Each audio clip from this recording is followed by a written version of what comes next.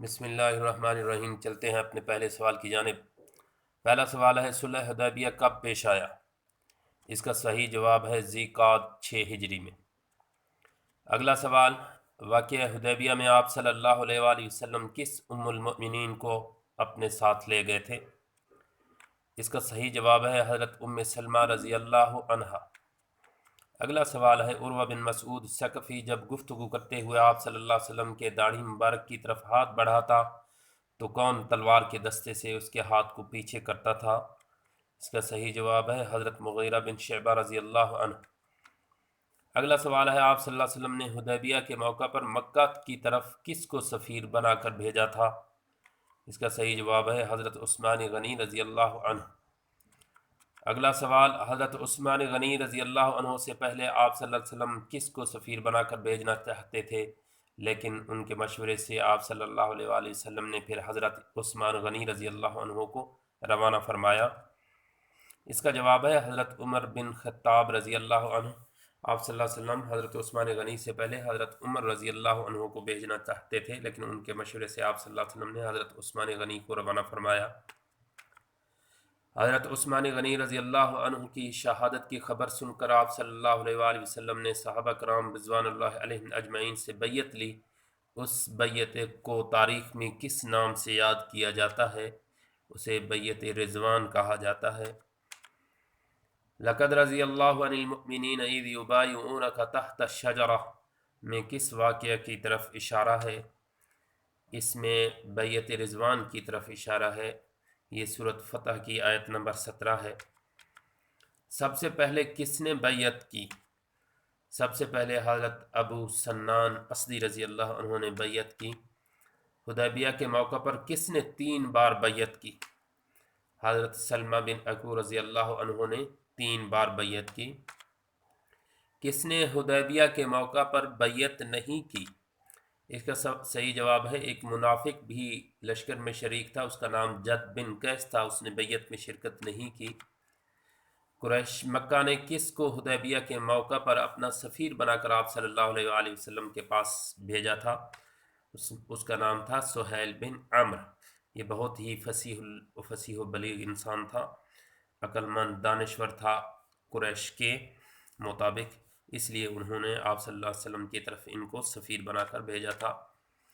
حدیبیہ کے معاہدے کے تحت جب اگلے سال مسلمان عمرہ کے لیے آئیں گے تو کتنے دن قیام کریں گے؟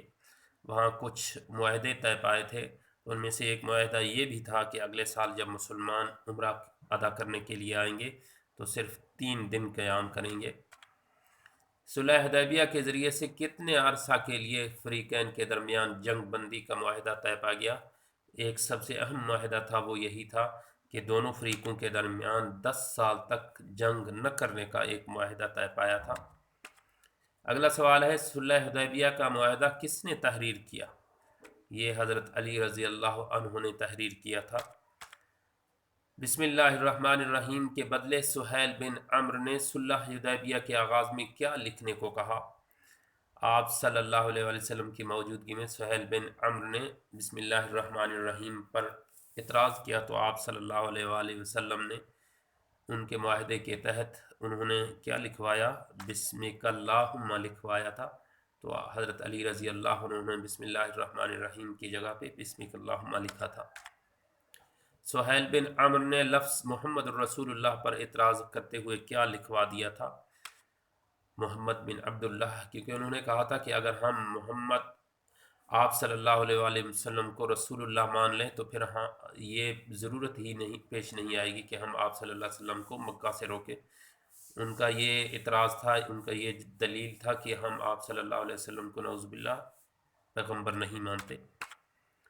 صلح حدیبیہ کے نتیجے میں کون سا قبیلہ مسلمانوں کے عہد و پیمان میں داخل ہو گیا؟ قبیلہ بنو خزاعہ، انہی کی وجہ سے بعد میں فتح مکہ ہوا تھا۔ صلح حدیبیہ کے نتیجے میں کون سا قبیلہ قریش کے عہد و پیمان میں داخل ہو گیا؟ ان کے عہد و پیمان میں بنو بکر داخل ہو گیا۔ پھر انہوں نے ابھی صلح حدیبیہ مکمل نہیں ہوا تھا کہ کون بیڑیوں میں جکڑا ہوا آیا تھا؟ اس کا صحیح جواب ہے حضرت ابو جندل رضی اللہ عنہ۔ اگلا سوال ہے، کس کے مشورے سے آپ صلی اللہ علیہ وسلم نے جانور قربان کر کے اپنا سر منڈوایا؟ تو صحابہ اکرام رضوان اللہ علیہم اجمعین نے بھی آپ صلی اللہ علیہ وسلم کی پیروی کی۔ حضرت سلمہ رضی اللہ عنہا۔ واقعہ حدیبیہ کی صلح کے بعد عمرہ نہ کرنے کا غم سب سے زیادہ کس کو تھا؟ اس کا صحیح جواب ہے حضرت عمر بن خطاب رضی اللہ عنہ۔ واقعہ حدیبیہ کے بعد 7 ہجری کے اوائل میں کن 3 صحابہ اکرام رضوان اللہ تعالی علیہم اجمعین کے اسلام لانے پر آپ صلی اللہ علیہ وآلہ وسلم نے فرمایا تھا کہ مکہ نے اپنے جگر گوشوں کو ہمارے حوالے کر دیا ہے؟ یہ 3 صحابہ اکرام تھے: حضرت عمر بن عاص رضی اللہ عنہ، حضرت خالد بن ولید رضی اللہ عنہ اور حضرت عثمان بن ابی طلحہ رضی اللہ عنہ۔ آپ صلی اللہ علیہ وسلم بادشاہوں کو خطوط ارسال کرتے ہوئے کس قسم کا مہر استعمال کرتے تھے؟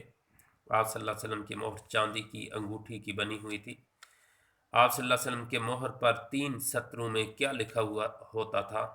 محمد الرسول اللہ، اسی ترتیب کے ساتھ سب سے اوپر اللہ کا نام، اس کے درمیان میں رسول اور نیچے محمد، یعنی محمد الرسول اللہ، اس انداز سے لکھا ہوتا تھا۔ نجاشی حبش کے نام آپ صلی اللہ علیہ وسلم نے خط لکھا تھا، اس کا نام کیا تھا؟ اس کا نام تھا اسہمہ تھا۔ نجاشی حبش کی جانب آپ صلی اللہ علیہ وسلم کا نام مبارک کون لے کر گیا تھا؟ حضرت عمر بن امیہ زمری رضی اللہ عنہ آپ صلی اللہ علیہ وسلم کا نام مبارک لے کر نجاشی حبش کے پاس لے کر گیا تھا۔ اگلا سوال ہے، نجاشی حبش اسہمہ نے کس کے ہاتھوں میں اسلام قبول کیا تھا؟ حضرت جعفر بن ابی طالب رضی اللہ عنہ۔ نجاشی کب فوت ہوا اور اس کی نماز جنازہ کس نے پڑھائی؟ تبوک کے بعد 9 ہجری میں ان کا انتقال ہوا۔ آپ صلی اللہ علیہ وسلم نے ان کی غائبانہ نماز جنازہ پڑھائی تھی۔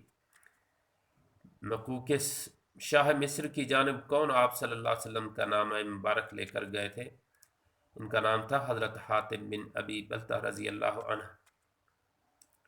شاہ مصر مقوقس نے آپ صلی اللہ علیہ وسلم کے لیے تحفے کے طور پر کیا روانہ کیے؟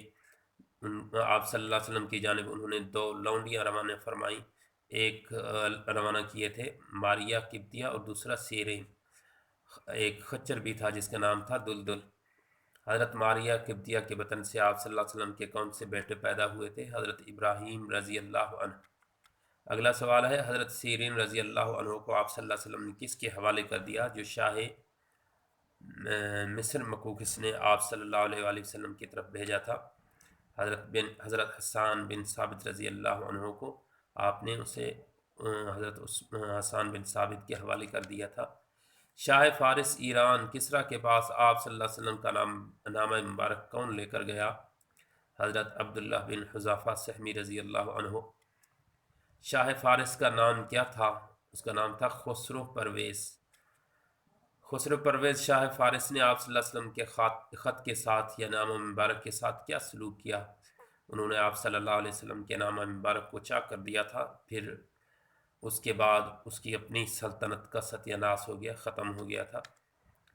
کسریٰ نے یمن کے کس گورنر کو لکھا کہ آپ صلی اللہ علیہ وسلم کو پکڑ کر میرے حوالے کر دیں؟ اس وقت کے یمن کے گورنر بازان کو حکم دیا تھا کہ 2 توانا اور مضبوط طاقتور انسانوں کو بھیج کر آپ صلی اللہ علیہ وسلم کو پکڑ کر میرے حوالے کر دیں۔ خسرو پرویز کو کس نے قتل کیا تھا؟